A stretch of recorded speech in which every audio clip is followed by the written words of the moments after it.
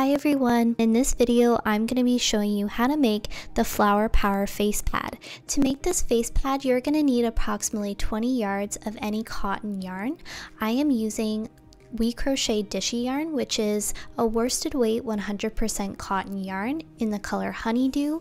I'm also using a 4mm crochet hook. So we're going to make a magic ring. So what we're going to do is with our index and middle finger held together, we're going to grip the yarn with our thumb and we're going to wrap the yarn around our index and middle finger to make an X on the bottom and 2 loops at the top. With our hook, we're going to insert our hook underneath that first loop and grab that second loop with our hook and pull it underneath that first loop.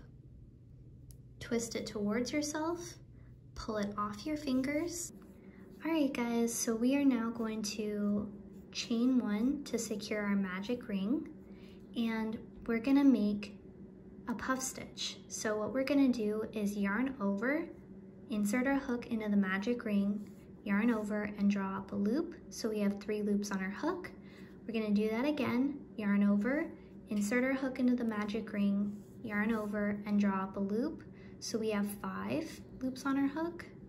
And we're going to repeat that one more time. So yarn over, insert our hook into the magic ring, yarn over, and draw up a loop. So we have 7 loops on our hook.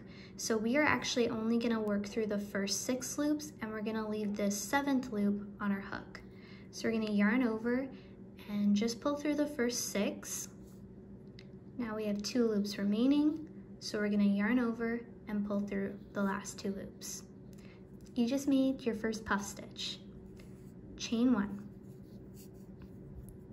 All right, we are going to do that 5 more times for a total of 6 puff stitches and 6 chain 1s.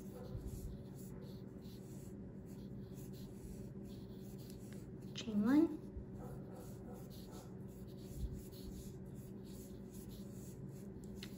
Three puff stitch, chain 1.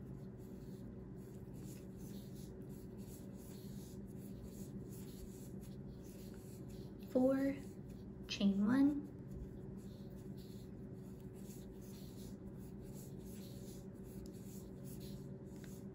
5, chain 1,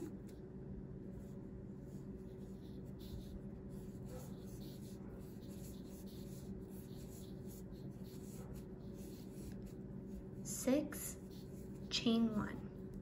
All right guys, give everything a quick count. So we have 2, 4, 6, and we have a chain 1 space between each puff stitch. So pull on the yarn tail, and this just tightens up our magic ring. Insert your hook into that first stitch of the round, and we're gonna make a slip stitch just to close the round. Insert your hook into that chain 1 space, so the space between our first and second puff stitch. We're gonna yarn over, pull up a loop, and pull that loop through the loop on our hook. And that just makes a slip stitch so that we can start round 2 into that chain 1 space. Now for round 2, we're gonna start with a chain 1, and we're gonna insert our hook into the chain 1 space, and we're gonna make a puff stitch.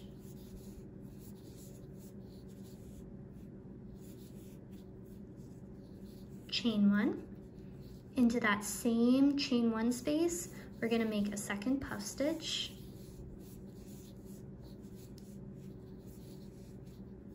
And chain 1. So at this point, we've done our beginning chain 1, which doesn't count as a stitch. We've made 1 puff stitch, chain 1, a second puff stitch, chain 1, all into the space between our first and second puff stitch of round 1. Okay, we're gonna do that 5 more times, guys. So into the next chain 1 space, so the space between our 3rd and 4th puff stitch, we're gonna make a puff stitch, chain 1, into the same space, we're gonna make a second puff stitch, and chain 1 again. So by the end of round 2, we should have a total of 12 puff stitches and 12 chain 1 spaces.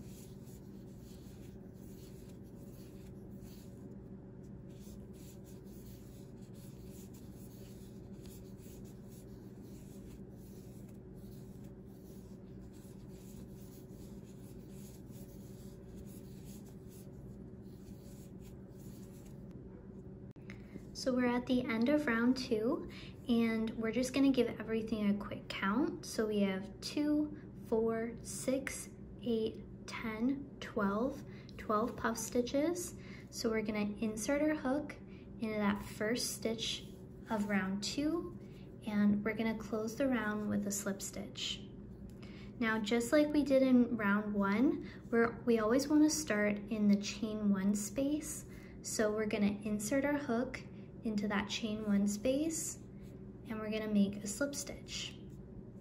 And we are going to chain 2 to start round 3. So into this chain 1 space, we're gonna make a puff stitch,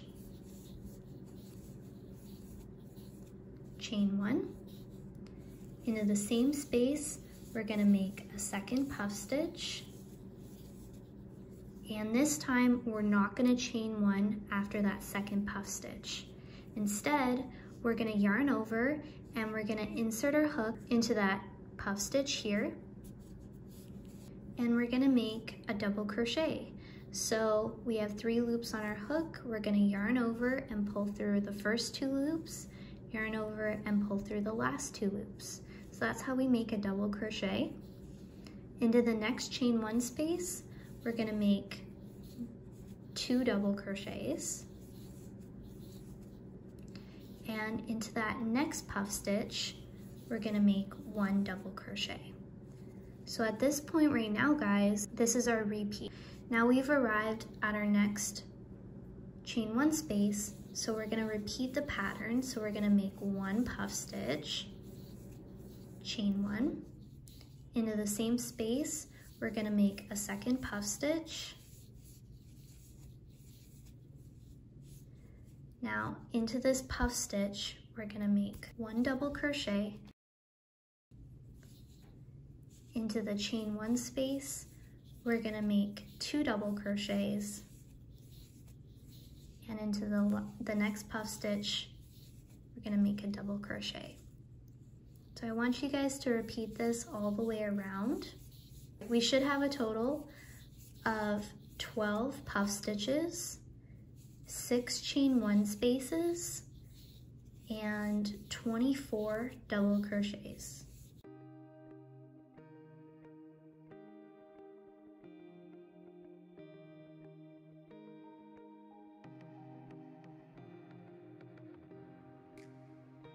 So the last stitch of round 3, it's a little hard to see, but we're just gonna work it right into that puff stitch.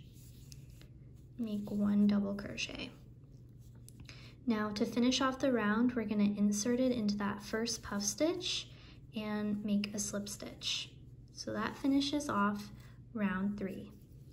For round 4, we are gonna chain 1 and we're gonna make 1 half double crochet in the first stitch, 1 half double crochet in the chain 1 space, and 1 half double crochet in the next, basically we're working 1 half double crochet into each stitch and chain 1 space around. So we should have a total of 42 half double crochets. There's no increases this round, just 1 half double crochet in every stitch and chain 1 space. Okay guys, we are at the end of round 5. We've just worked our last half double crochet into that double crochet of round 3. So we're gonna insert our hook into the first stitch and make a slip stitch to close off the round. For round 5, we're gonna make 1 slip stitch in every stitch around. So the key to this round is to try to be consistent with your tension and not to make our slip stitches too tight. Otherwise, our face pad or dish scrub pad will start to curl in on itself. You can keep track of where your round starts and ends because it is a little hard to see. You can use a stitch marker to mark the first stitch of the round, and then you know exactly where the last stitch is. We are now at the end of round 5. So what we are going to do is actually turn our work towards ourselves, and we're going to slip stitch under these 2 loops right here. So I'll show you guys what this looks like. So we have these 2 loops here, which are our front and back loops of our slip stitches. And then if we turn our work slightly, we have these 2 loops here. And these 2 loops are actually the front and back loops of our half double crochets of round 4. So we are going to insert our hook underneath those 2 loops, yarn over, and we're gonna make a slip stitch. And this slip stitch, we can pull it pretty tight.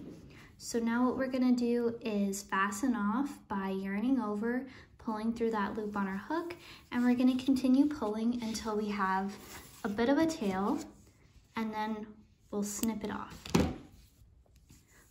Pull that tail tight so that it closes that knot. And at this point, guys, make sure to weave in your ends, especially for this magic ring.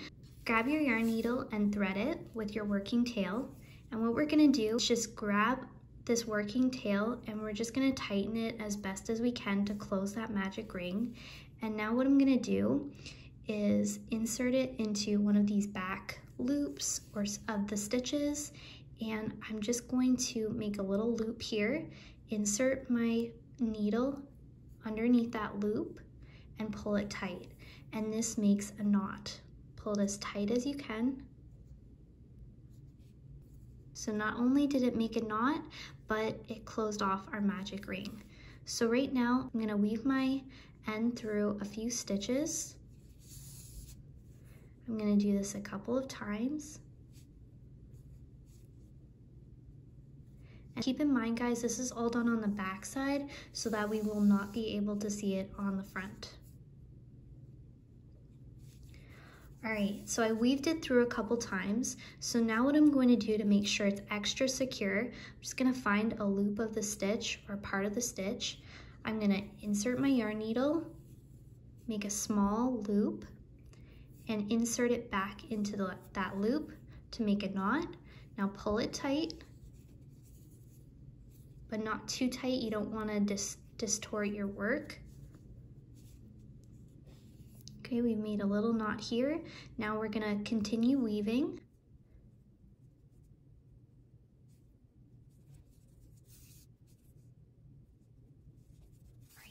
And at this point, guys, you can cut off your yarn tail and you have effectively weaved in that magic ring and secured it, so it should not come undone.